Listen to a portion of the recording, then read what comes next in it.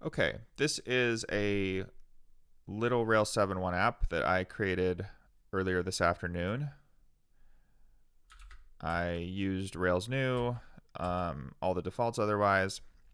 I added Honeybadger to it, and then I also added Ahoy for tracking web analytics. So I modified the Ahoy initializer to send the event data to Honeybadger Insights in addition to storing it in the database, which is what Ahoy does by default.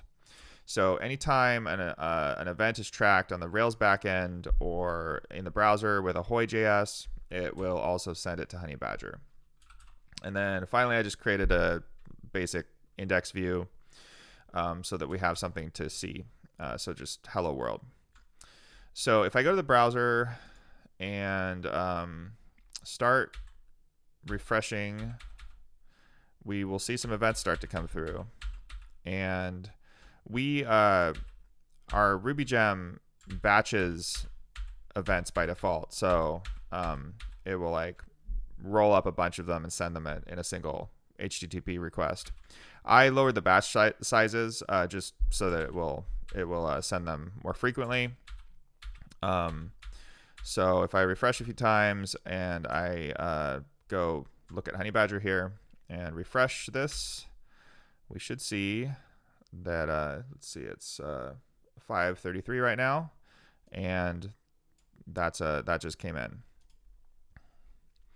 So if I expand the fields on this event, we'll notice that it's got this event type that I added in my Rails app, but it also has all of the other attributes and properties from Ahoy. So it has the properties such as the URL that was visited and the title of the page, etc.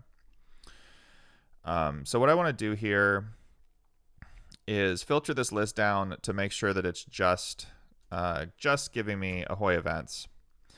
So what I'm going to do is I'm going to use a filter expression, and I want to filter event type, which is a string, and I only want the events that are Ahoy events. It's Ahoy event. Okay, so this is the filtered list now. I also want to make sure we're only looking at views because I want to see how many page views we've had basically. So I'm going to do another filter on the name property, which is a string, and I want only the view events. Okay, so we'll refresh that. And now it's filtered only to views. And yeah, this is good. Okay, so now I want to basically I want to see how many views I've had over time.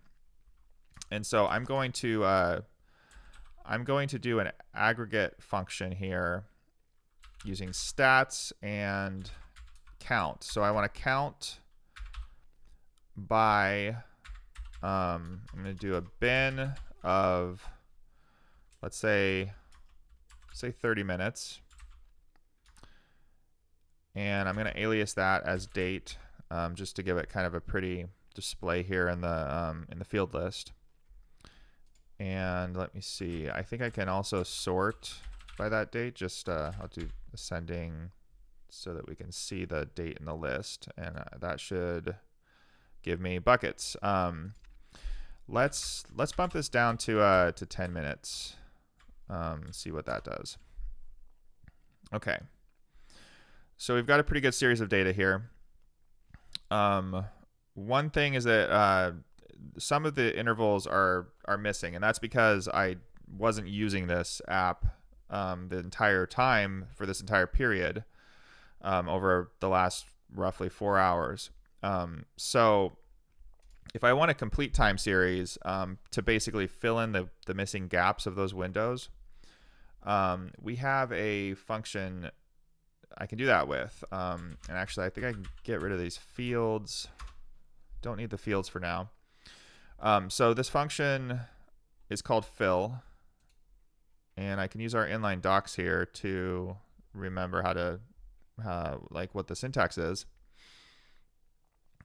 So what I want to do is I'm going to fill the date, and I want to step by the same interval, which is 10 minutes.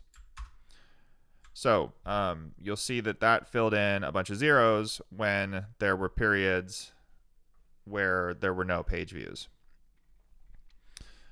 So I can close the docs, and I think, yeah, we should be good now. The shape of this data is in a time series, and so that's all we need to show a line chart.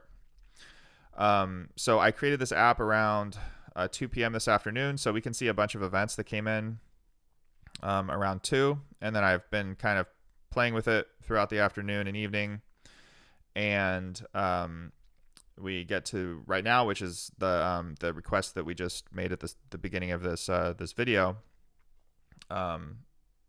So it's a 5:30. What I want to do now is I'm going to go back and I'm going to create some more events and see if I can actually have the chart update.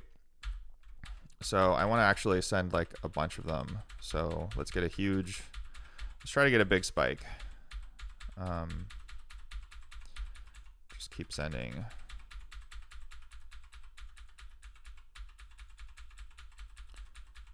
I think that should be pretty good. Just send a few more. Okay. I think that should do it. And if I go back to the chart view and hit refresh, let's make sure it updated.